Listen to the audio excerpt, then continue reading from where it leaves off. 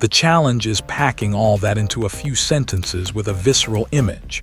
Globular clusters moving like sleepwalkers through the void. Their slow dance defied every rule. Pieter van Dokkum's team stared at the data streaming from Hawaii's Keck telescope. The numbers flickered on screen. Globular clusters orbiting NGC 1052 DF2 at unusually slow speeds. Too slow. Far too slow for a galaxy of its size. The instruments hadn't failed. The physics itself was broken. They double-checked the measurements. The cluster's motions were consistent, not random. No hidden mass tug. The galaxy should have been wrapped in a dark matter halo. It was. DF2 wasn't an anomaly. DF4 showed the same impossible quiet. Astronomers felt the ground shift beneath their feet. This wasn't a glitch. It was a direct challenge to the universe's most accepted rule. Galaxies need dark matter to hold them together. Theories like modified gravity, MOND, predicted dark matter's effects should be unavoidable everywhere. But here it was. Reality cracked open. Soon, astronomers questioned the galaxy's distance. A closer measurement would mean DF2's light implied enough ordinary matter to explain the slow clusters. The debate raged. Did dark matter vanish, or was the galaxy nearer than thought?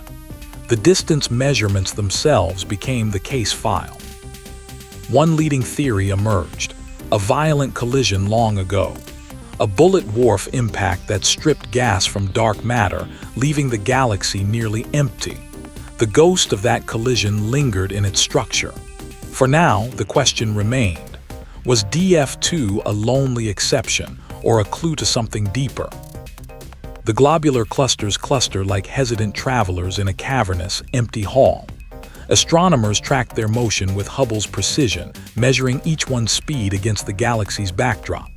Their velocity, a mere 20 to 30 kilometers per second. Too slow, too calm. Normal galaxies spin faster, their stars whipped by unseen gravitational currents.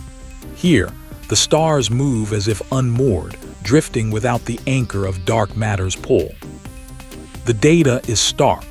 The visible stars and gas emit light consistent with their mass, yet the gravity they generate is insufficient to hold these clusters in orbit.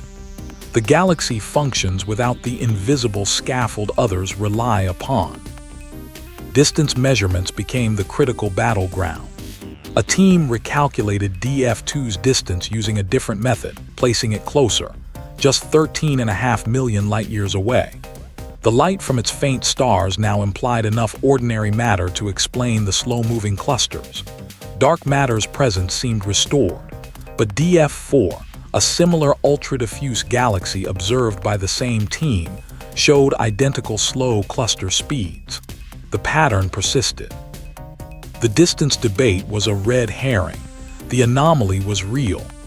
Both galaxies defied the standard model, not because they were closer, but because they seemed to lack dark matter entirely.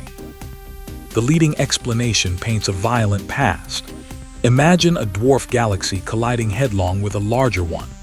The collision's shockwave tears gas from the smaller galaxy's core, visible matter, while the dark matter halo, less tightly bound, flows outward. The dwarf is left gas-poor and dark matter-poor, its stars spread thinly across a vast, diffuse structure. DF4's faint stellar halo, observed in deep Hubble images, holds the ghost of this ancient impact. The bullet dwarf scenario explains its lack of gas and its peculiar motion. It's not an exception, it's a wound. Modified gravity theories like MOND crumble under this evidence. MOND predicts galaxies should all exhibit the same deviations from standard gravity, regardless of their structure. But DF2 and DF4 are outliers, behaving exactly as if dark matter were absent. This absence is the key. It proves dark matter isn't a flaw in our understanding of gravity. It's a physical substance that can be missing. Its presence is the norm, its absence the anomaly. The case is closed. Dark matter exists, and its absence in these galaxies is the clearest evidence yet. The clusters move slow, like stars in a dream. Their orbital speeds match the galaxy's visible mass alone. No dark matter halo required. Hubble images show them drifting through the faint, ghostly light of NGC 1052 DF2. Astronomers measured their velocities at unexpectedly low speeds. That's far too slow for a galaxy of its size. Dark matter usually provides the extra gravity to hold fast-moving stars. Here, it's missing. The evidence is silent but undeniable. Distance debates cloud the case.